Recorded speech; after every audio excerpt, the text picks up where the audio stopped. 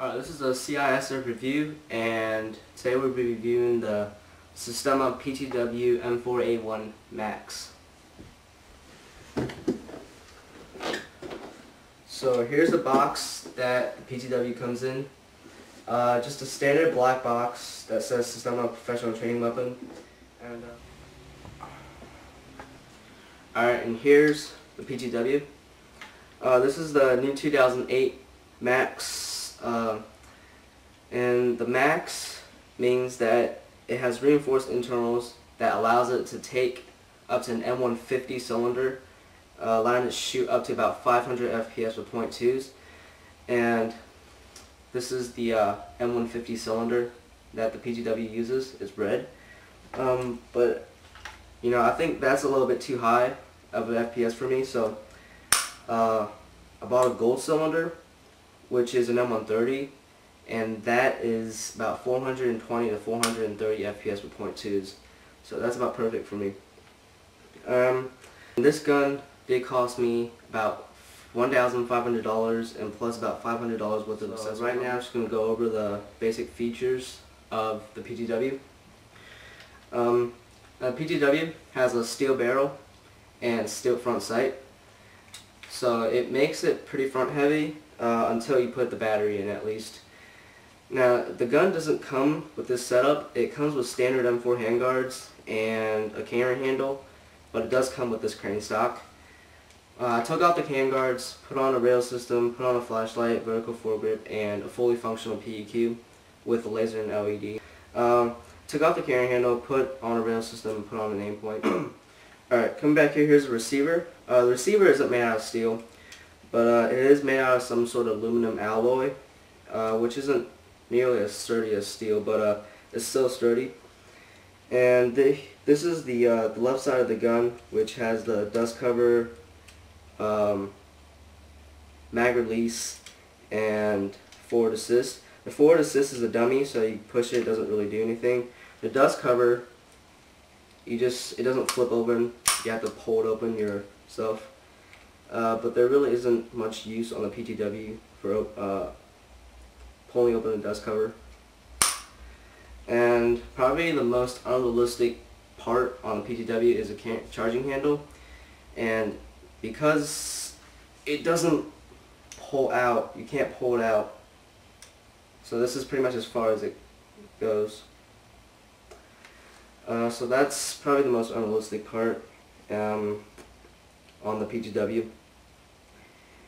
Alright, as I said earlier, here's the mag release, and now the magazine, PTW magazine, only use this in the PTW. This is not compatible with any other AEG, and the PTW is not compatible with any other AEG magazines either. So this is pretty sturdy mag. It's heavy. It's heavier than any of my other AEG mags, so it feels great though.